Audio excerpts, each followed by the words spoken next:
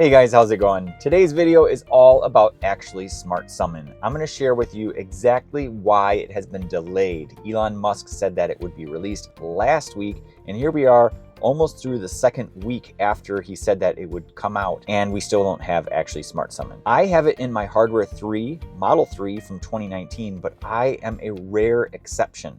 It has not been fully released. I mentioned in my previous video that it has been released. And I was very curious to find out how many people actually have Actually Smart Summon.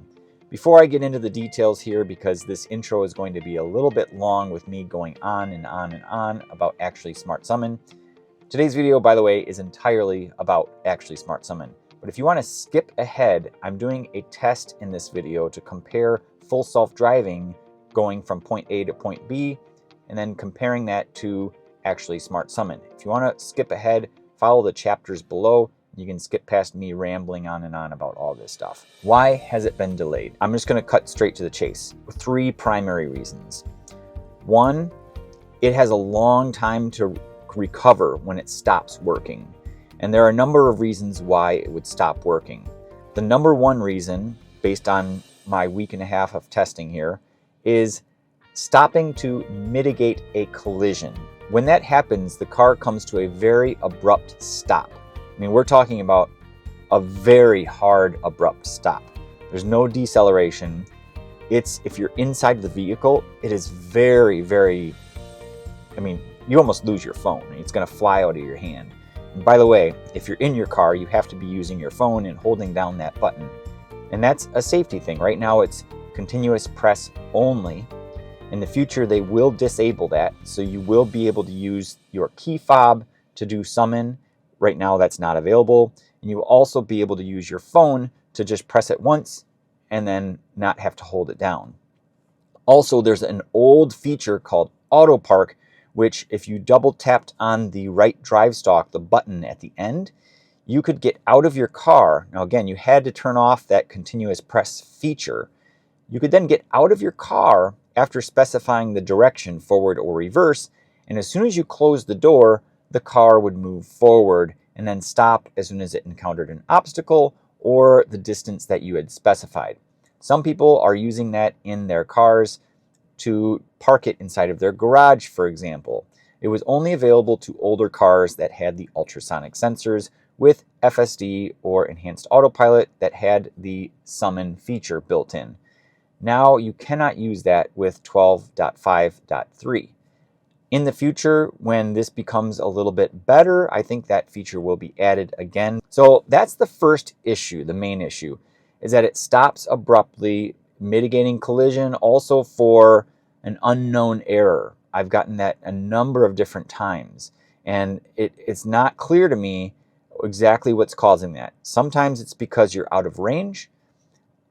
And you may start in range, but then your position, and again, you're doing the come to me, so you might be right at the edge of the radius, and then as soon as you push the button, after it starts, suddenly the GPS location corrects itself, and now you're outside of that perimeter. When that happens, you get the unknown error. Another time, I believe, is related to cellular connectivity. But regardless, if it stops midway, the main issue is not that it stops abruptly, but that it takes a long time to start going again. And I don't know if this is going to be able to get improved. It basically needs to pick up immediately and just take off to start going again. Because I clocked it at 12 seconds for a recovery time. And when you hit that come to me button, and by the way, there's a 2-3 second delay before you recognize that it's fully stopped. Let's say it's really sunny outside. You see your car stopped, it's always within view. You should be able to see your car at all times when you're using it, at least today. But as soon as it stops, there's a delay between you lifting your finger off of that button and then pressing it back down again. So that's maybe 2-3 seconds. Add on the 12 seconds to start moving again. It has to go through a preparing stage before it starts moving. That's a long time for traffic to build up in a very busy parking lot behind you. You definitely do not want to get caught off guard using Actually Smart Summon when it has an error like that in the middle of the summon. And that just creates a very awkward situation, and it's very embarrassing. You have to run out to your car, and I don't care who says what. I'm just telling you straight. It's not completely ready. AI Driver posted a video saying it's 80% magic now and 20% impractical, whereas before it was like 80% impractical and gimmicky and 20% magic. I disagree with that. I think this is very similar, if not, I don't want to say it's worse. It's right on the edge of being worse, possibly, than the old Smart Summon. And you may wonder, like, how could you use Summon before? Well, you have to keep in mind the older cars that had the ultrasonic cars. When you purchased the full self-driving package, you had Smart Summon included. This is separate from the original just Summon, and Summon is going forward and reverse. Any car that had the ultrasonic sensors on it was able to have it come to you within a parking lot. The radius was exactly the same, 213 feet. However, there has been an update with that. Now, when you hit the Come to Me button, and if you start walking or running away from your car, it will continue to follow you. Previously, whenever I would test that, if you had walked away maybe within 2 radii, or 3 radii, it would completely stop. It would say maximum distance reached, and it would stop working. Now with actually Smart Summon, I did a test, and you can go up to 6 radii away. That is 1,278 feet, which is about a quarter mile. And for all of you metric people out there, that's 390 meters. So that's quite a bit of distance. So you can have a lot of fun with that. My last video tested me running away from my car in a parking lot. It was a bit goofy. I'm not expecting a lot of attention on that video, but I had a lot of fun making that one. The soundtrack was awesome. I had multiple cameras, and by the way, it was just me out there filming for that one. So that's the first issue, is long preparation time. And that's probably the biggest reason why this is being delayed. The second reason is it's very jerky. It doesn't feel that smooth. Now, I don't know how much that's going to affect things, and you'll notice that when I do the comparison between FSD and actually Smart Summon. Actually, Smart Summon slows down for no reason in certain areas. Even when there's nothing in its way, it just slows down. And if you're actually sitting in the car, you'll like lurch forward because it's really slowing down quite dramatically. And that is, it's annoying when you're sitting there waiting for your car to come to you and it's stopping for no reason, and you can see that there's nothing in its way. I get that it's overly cautious and it's very safe, and that's probably one of the biggest benefits of actually Smart Summon, is it is very, very safe. But it just takes a long time. The maximum speed is 6 miles per hour when it's traveling. That would be the second main issue. The third issue is the brake pedal. So when it starts, the brake pedal goes straight down to the floor. It makes a loud clunking noise. And I mentioned this when I was testing in the Costco parking lot. Man, we're close to that curve. Oh my goodness. And you don't really notice this unless you're inside of your car. The first tests that Dirty Tesla did, he had issues where he thought it hit a curb. And I totally get that. I understand, because it makes that loud noise with the brake pedal and it stops so abruptly. So reasons 1 and 3 are kind of related with the abrupt stops, but the brake pedal slams to the floor when it starts, when there's nothing going on. And if you're driving your car manually and you step on the brake pedal, it doesn't make such a loud noise. But as soon as you start with the actually Smart Summon, you get that loud clunk noise. And it just doesn't sound very good. And I'm very curious, is it bad for the brake lines? Is it bad for the mechanical components of the brake pedal? I don't know, but it just doesn't sound very good. And then, the fourth reason, if I had to put a fourth reason on there, and I don't think this is delaying it, but it's one of my pet peeves, is that the distance just isn't that long. I thought after waiting all this time that actually Smart Summon would be actually really, really smart and be able to go much longer distances. But it's actually exactly the same as the old Smart Summon. So in a nutshell, that's kind of my overview of actually Smart Summon. Tesla did update the app, and a couple things I noticed with that, at least I believe are true, is that now when you launch the Summon menu, it zooms out and it shows you that full circle area that you can use your car within. Previously, it would be way zoomed in and you had to go and zoom out. It was an extra step. That's one minor difference. The second one is at the top, you get a little connectivity bar for your cellular signal. So then you know how strong the connection is. And that's important, right? If you want it to be reliable. So those are the two minor things I noticed. And then also I saw a notice, and I'm very curious for everybody that has Smart Summon in their car with the latest app. And I'll put the version down below. Very curious if you've seen this message. I did get a report back from somebody saying they haven't seen it at all, and they have the old Smart Summon with an ultrasonic car. But there's a message saying that you need to exercise extreme caution. This is not the actually Smart Summon feature, and it's just a warning message. And I love that. I think that if Tesla really did implement that for all of the older cars, then that's a really, really great thing, because I had incidents where it was moving in reverse for a really long time. And I also had an incident where it came up and almost hit another car. In fact, I'm going to have to be honest with you, it did hit the car. And I have never, in the 5 years I was using Smart Summon, and I use Smart Summon almost every day in this exact parking lot. This is where my gym is.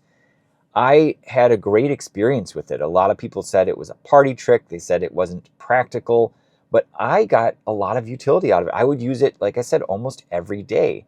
But somewhere around end of July 2024 and beginning of August 2024, the app started getting modified for actually Smart Summon. Changes were implemented that affected the old Smart Summon's performance to the point where it was no longer reliable and it was no longer safe. And that accident caused me to just stop using it completely. Now that accident, I let up on the come to me button the minute I saw that it was going to collide with the other car. And thankfully it caused zero damage to my car and it caused zero damage to the other car. I did find the other person. I was at the public library. I did report it to them. Their car, thankfully, was an older car. It was pretty beat up. So they actually were totally carefree.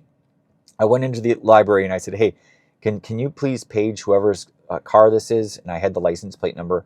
And so they come up to me and they're like, oh, I don't really care. Well, let's go look at it. And I was like, oh, thank goodness. So they looked at it. They didn't see any scratches. They didn't see any bumps or any dents or anything. So they're like, it's fine. I don't care. I was like, phew. Thankfully we didn't have to do an insurance claim. But it is dangerous. If you have the old Smart Summon, however long it takes now to get the actually Smart Summon, please do not use it, because it's just not reliable. And I think most people didn't use it anyway. I was kind of one of those rare exceptions. So as far as actually Smart Summon goes, it's not widely released. I'm trying to find out how many other Hardware 3 vehicles like mine have it. And my understanding is that it's only 2 people. I thought maybe it would be a dozen or more, but outside of employees, right now it's myself and Zach, who is also known as Black Model 3. He is on X. I don't know if he has a YouTube channel. If he does, I really need to start watching his content because he posts some really great stuff. He's also one of the OG testers. OG stands for Original Gangsta, Original Gangster. And what that means is that these people have a camera icon in their cars. And you can see on my screen right now, up by the time display, there's a little camera icon. Whenever I encounter an issue, I can send feedback directly to Tesla hitting that camera icon. That is different from the voice feedback. Some people have mistakenly thought that they are part of the OG group because they were part of the safety score test and they got it all the way back in October 2021.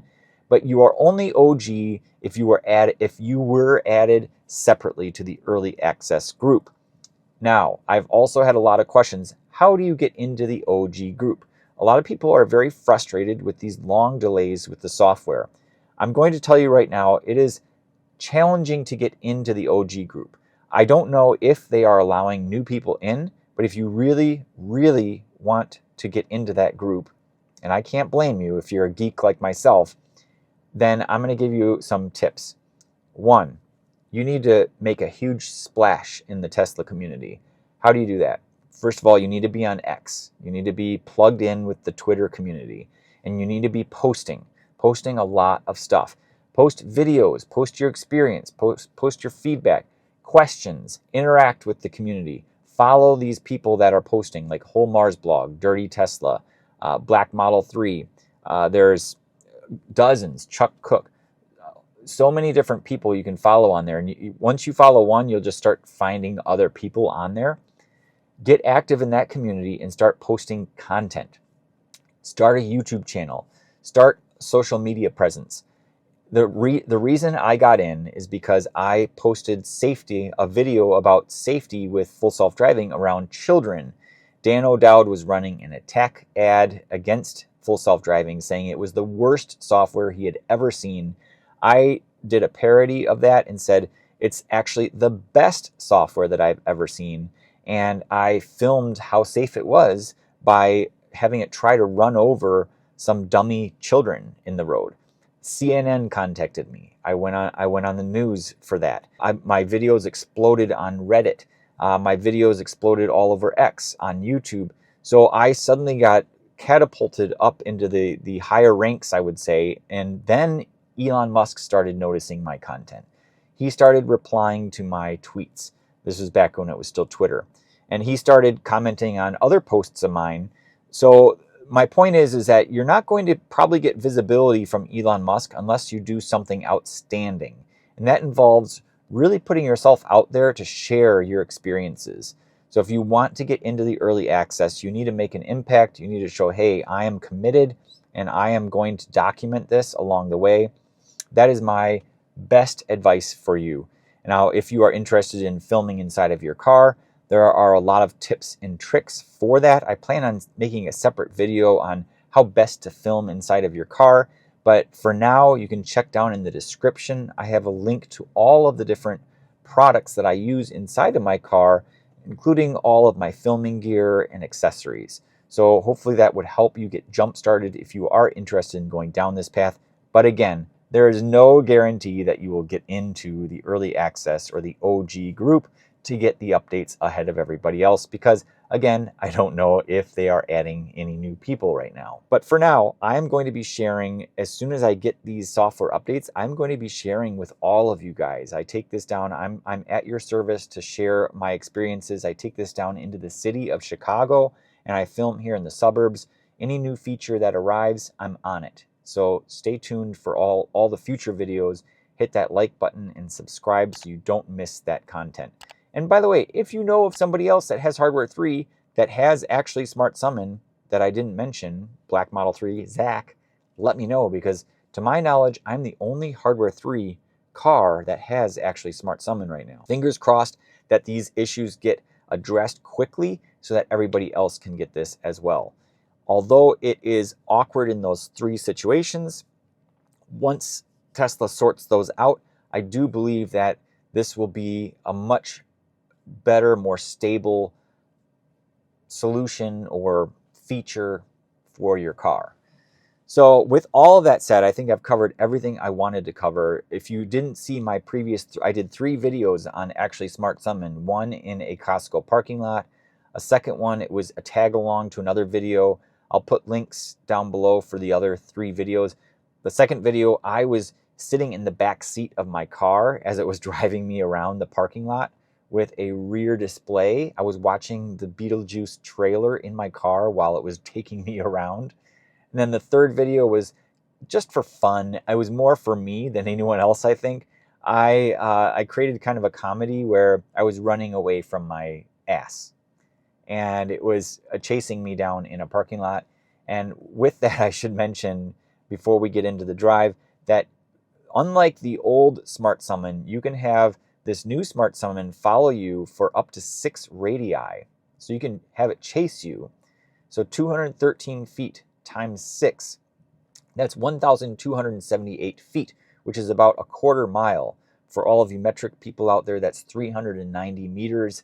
That's quite a distance. That's a lot longer than, I'd say 3 times longer than what was possible before. Because even with the old Smart Summon, you could still have it chase you by running away from the car. But now the distance has been greatly increased for that ability. Why you would ever want to do that is beyond me, but just know that it is possible. And I can't wait until this goes wide so we can see a lot more comedy videos like the one I did, because I know that people could do a much better job with the car trying to run you over, or you just getting really close to the car, or there's so many different things. I did a kind of a hide and seek video out of that one, where I was poking my head out from behind a building or a barrier, and then I hid behind a car. It was fun for me to create, but those videos I never expect to get a ton of views. Today's video is all about how full self-driving compares to actually Smart Summon, going from point A to point B. And with this, and again, now my brain's going on into another dimension here. I'm just going to say right now that what's really disappointing to me, and I'm always transparent. I share both the good and bad. I think everybody who's been following me for a long time knows that I don't hide anything on my channel about my experiences or my opinions. But unfortunately, the actually Smart Summon is not the same as the full self-driving. The speed is limited, number one. And number two, it reacts differently when things happen around it. Even when nothing is happening around it. Like I said, you have that false braking. It just slows down for no reason. So this video kind of goes to prove that they're very different. And that's really a surprise as well as a disappointment to me. And the reason is because I thought that they would have these be exactly the same, but it appears that they've coded this. It's actually operating completely independently of full self-driving, which blows my mind. And the reason I say that is because, and you'll see here coming up, and again, I'm not going to jump to conclusions. You guys can tell me from what you see in this video. When it goes around corners, the behavior is different. Okay, that's the number one indicator to me. The second indicator is the way it reacts to things around it. It seems less intelligent than full self-driving. Even though it's more intelligent than the previous Smart Summon, it's in between the previous Smart Summon and full self-driving, if that makes sense. So it's not as intelligent. And then third, like I said, it's just kind of that jerkiness, and it's just really noticeable if you're inside of the car. When you're using full self-driving and you're in the driver's seat, obviously, or even if you're a passenger and someone else is using full self-driving, it's pretty smooth.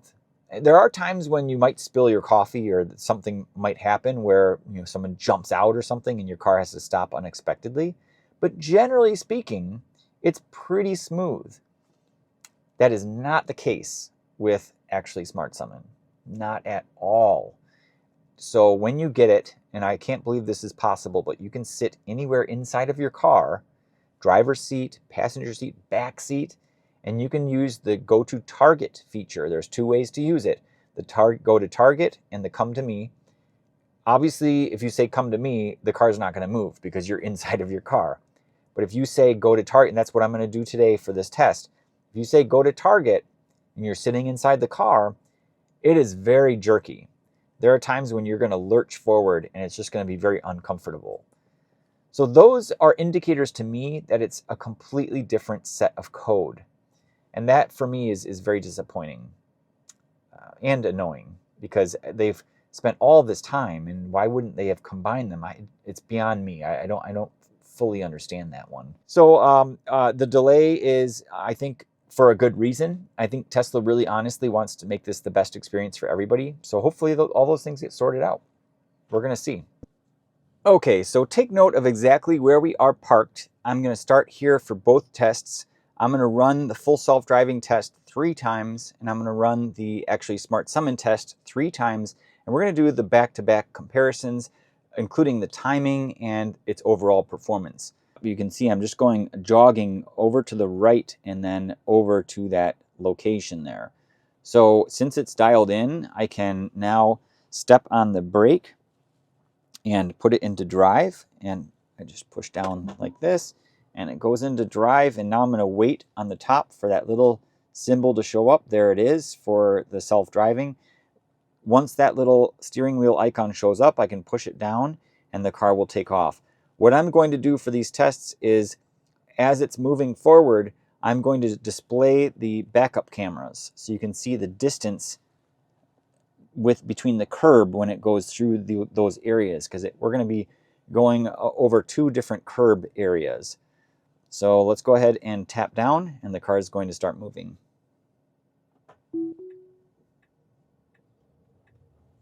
Okay, so that's exactly what I don't want it to do. I want it to go to the right. And you saw the map there previously was showing that it was going to go to the right, and for some reason it took off to go to the left. That's not what we want. So this is going to back up, because it's better when you test it going the other way, and it's actually showing that it's going to go around to the right. So I don't know why it took off and went that direction. Sometimes it will do that. When you start, it goes in the opposite direction from where you think it's going to go. So let's put it into drive here again, and we'll, as soon as the icon shows up, there it is. Let's go ahead and single tap down, and now you can see the path is saying we're going to go to the right. Even though that happens sometimes, it still takes off to the left. Here we go. Okay, there we go. It's moving now to the right. Let's see what happens here. Now, as it's moving, I'm going to pull up the cameras. Looking for some feedback on the wheel because I was not paying attention. Now, this is what I want you to really notice here is what happens there with that turn. So we had quite a bit of distance there, not bad. And it felt safe. I felt like I could trust it. I didn't have any issues. It's already saying autopilot navigation complete, which blows my mind because we're not even there yet. Here again, a lot of distance between us and the curb. Felt really natural there. And we did have some people, but they did not interrupt. And now it's putting this left turn signal on because this is where we need to go. And let's see if it slows down. Not really slowing down.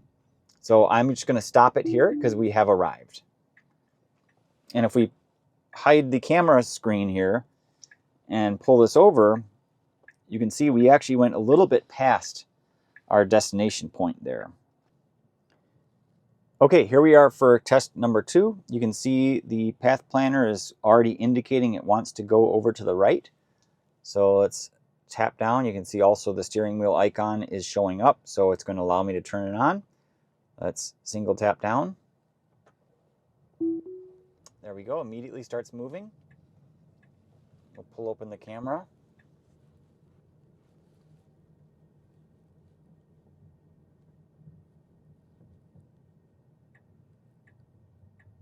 Turn signal goes on.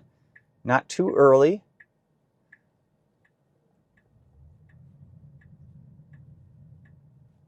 Okay, felt like there was enough distance. Now we are getting interrupted by another car, and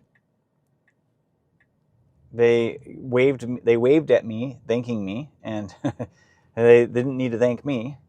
Now here it's actually turning down the wrong path. That is very strange. It's never done that before. And it seems to be stopping, but almost like it's going to pull over. It appears to be trying to park itself. Crazy. Okay, now it's trying to go in reverse. And the wheel is actually moving as if it wants to go in reverse. But it essentially parked itself very sloppily here in a space. And I don't know if that was on purpose or what, but definitely unique. So because of that, it's not really a true test comparison. So we're going to try that one more time here. Okay, you can see the route now somehow is locked in place and not really recognizing where we are. So because of that, I'm going to put it into park here. I'm just going to say end trip. It looks like it's calculating something weird going on there. Let's navigate there again. There we go. And the path is starting behind my car, which is also quite interesting. So let's just put it back into drive and check and see the path. Waiting for it. It doesn't seem to be showing the path. Let's pull this over. It's not really showing the path going forward. So it's a hit or miss right now whether it goes to the left or to the right. Let's cross our fingers that it goes to the right. Let's turn it on. And it's going to the left. We'll back up here again.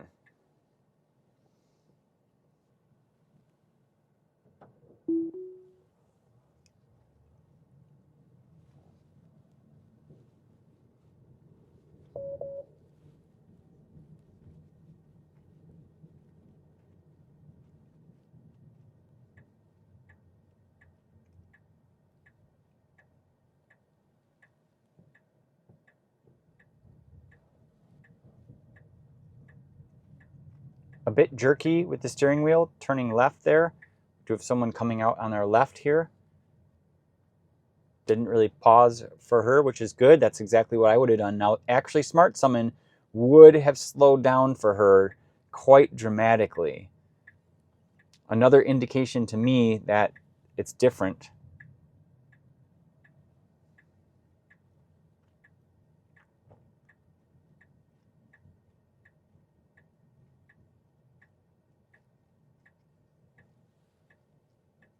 And here we are, we have arrived.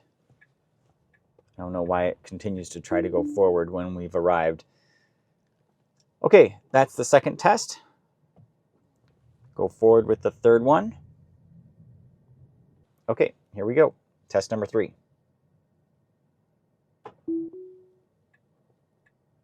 Great.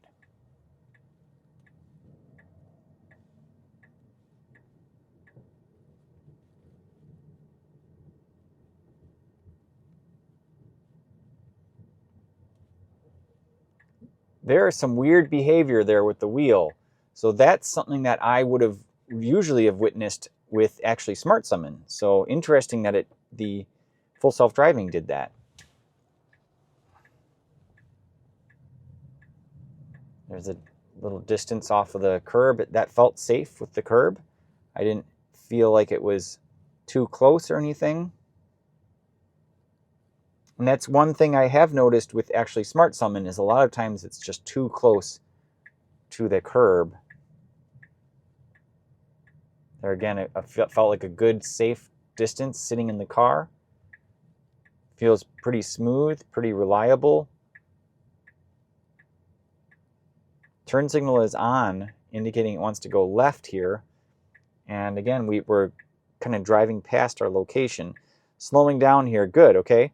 It said autopilot navigation complete far early, so I'm just going to stop the timer there, but it's taking off, and if I were to let it take off, it would just circle around forever to try to end up at that location.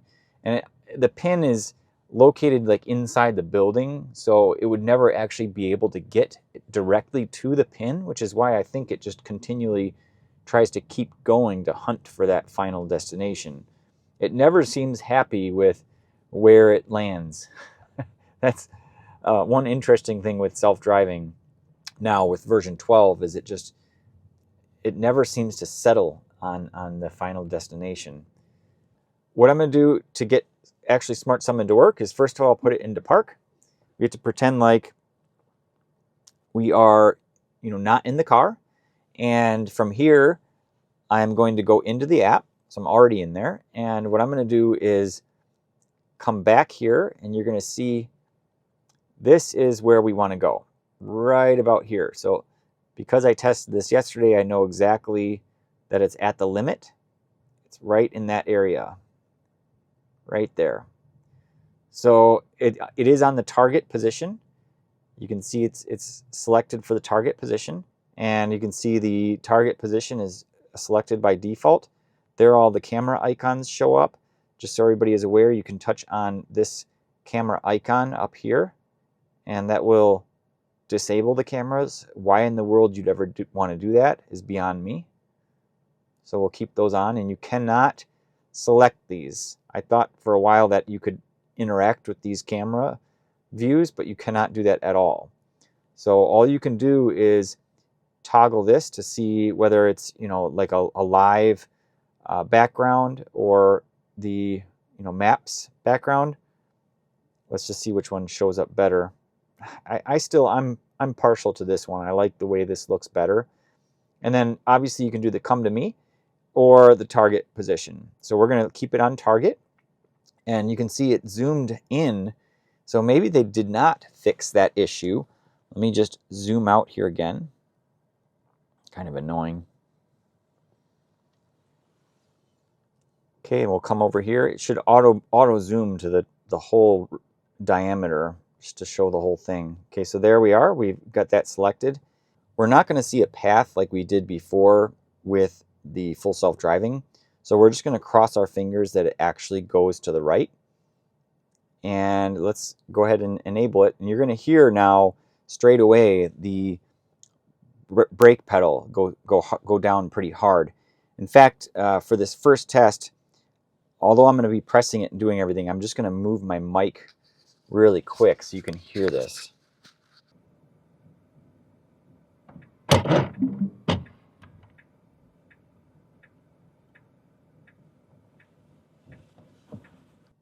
I've got my mic back up on my shirt here, so it will be better for you to hear. We're going to start it again. I'm basically in the same spot. That braking sound was not as bad as it is sometimes. So we're going to hold down the go to target button.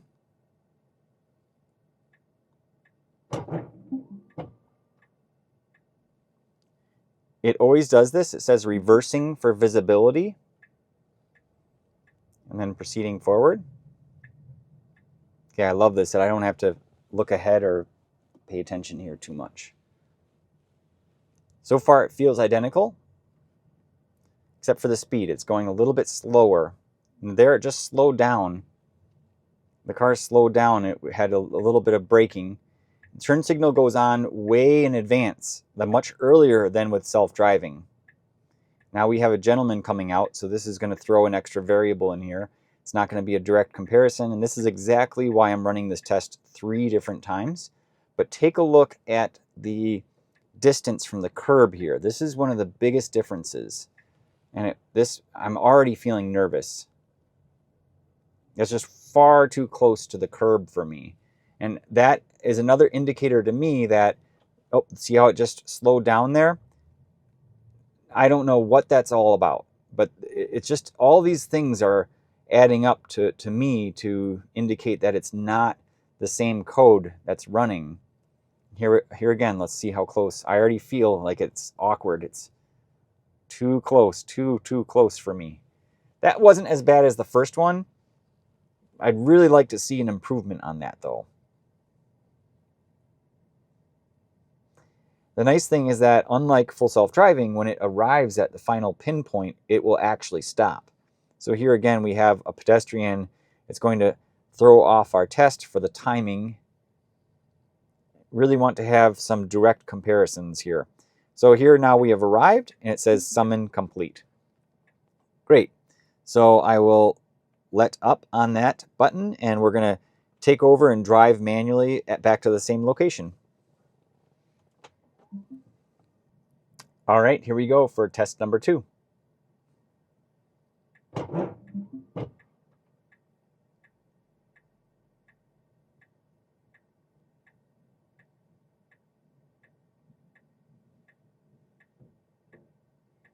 Taking a little while to figure out where to go.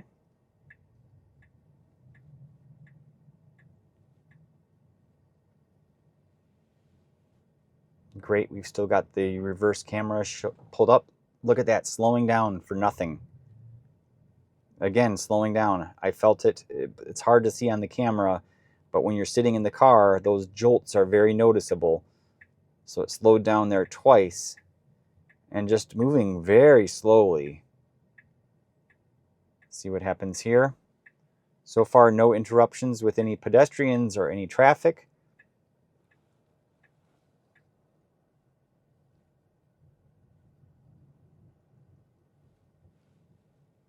Okay, went around that just fine. I didn't feel uncomfortable there. Slowing down here again. For what? I don't know.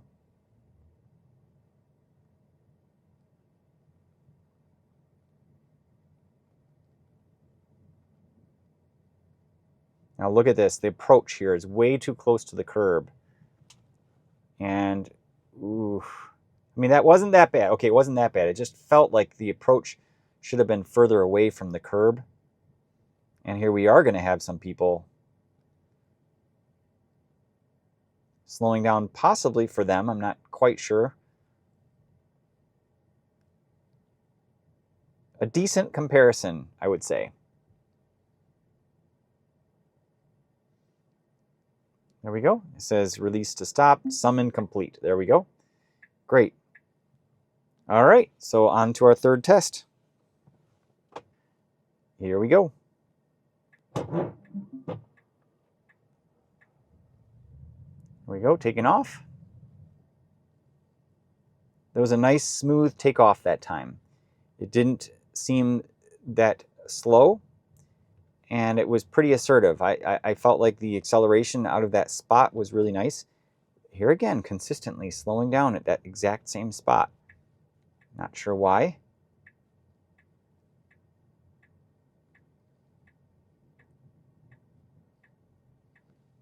Let's see what happens here.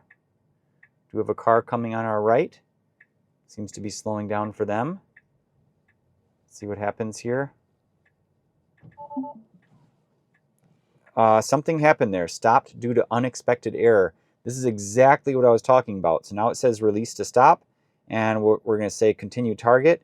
Although the target position now is off, and if I look behind me, we're good with no traffic around. But this is what makes you nervous in a parking lot, especially when it's really busy, that it just stops suddenly and abruptly like this. It's not appropriate. So we are going to have to repeat this test. So here now it's correcting itself to get out of this position. The target position has now shifted a little bit, which makes this test not a true comparison. But that is a perfect example of an unexpected error. And the other big one is stopping to mitigate collision. And that happens when you get too close to these curbs, which happen occasionally. I would say more than I would like. That distance from the curb felt really good. I didn't have any issues there. And coming forward, we're going to stop a bit early, and the actual target is on the right side now because it kind of reset itself. It pushed our target position into a new location after we had that error. So we're just going to run this test one last time just so we can get an accurate average between three tests that are similar.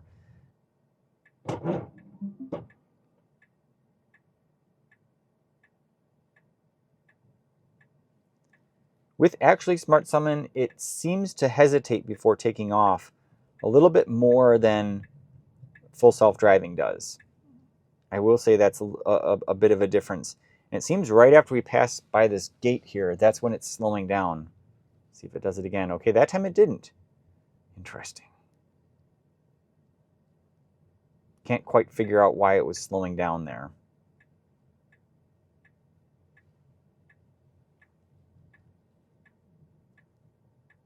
Okay, now we do have someone right behind us. And someone coming over to the left. That distance felt decent enough. Now we have someone walking across here. Accelerating forward, someone right behind us.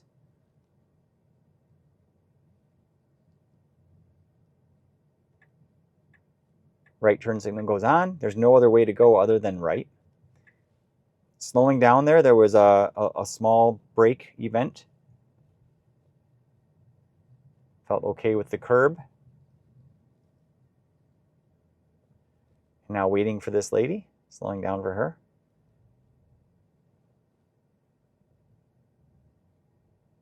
Now the nice thing, take a look, we've got someone behind us.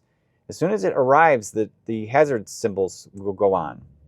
They went around me before I actually stopped. But right when you stop, watch what happens. The hazard lights go on. So that's a nice feature. It indicates that you've parked and you're kind of blocking the road now. So, and I'll have to go back and check when we had that error, unexpected error, if it was also flashing those hazard lights, because that is important. Let's see what happens here. Do we have a car coming on our right? Seems to be slowing down for them. Let's see what happens here. Something happened there. Stopped due to unexpected error. Otherwise, people are going to be very confused. What's going on? Why is this person stopping here? And if it flashes the hazards, it's kind of an indicator that you should go around that car. And I would really hope that that has been built in. But the unexpected errors and the situations where it aborts to mitigate a collision and the speed of travel, all these things in the distance and the rough brake pedal operation, all these things make it not very practical, in my opinion. It's not really the greatest feature to be using on a regular basis. I think it's fun as like a little trick. Hey, look at this, my car can come and pick me up. Yeah, it's great to show off, but is it something that you would use on a regular basis? I know for me, it's not. It's not something that I feel comfortable enough and confident enough to use on a regular basis. It's not, the distance isn't far enough. It's much faster to go out to your car manually, even when it's raining, because when it's raining, that you need to take even extra caution in a parking lot. And if your car is going to stop unexpectedly or do random weird things, you're going to throw other people off, and it's going to be even more dangerous. So these, just even in a rainy environment, don't make it that practical for me. And again, this is all my opinion on how it operates today in its current state. But these are the reasons why I believe full self-driving's ASS feature with 12.5.3 have created a delay. This is why this feature has not rolled out wider. So don't feel like you guys are missing a fully feature complete ability to have your car come pick you up. There are certainly issues with this, and I think this is what Tesla is working very hard on fixing. And I really look forward to when this does go wider, so I can see more fun videos of people having some ASS. Thanks for watching. I'll see you guys in the next one.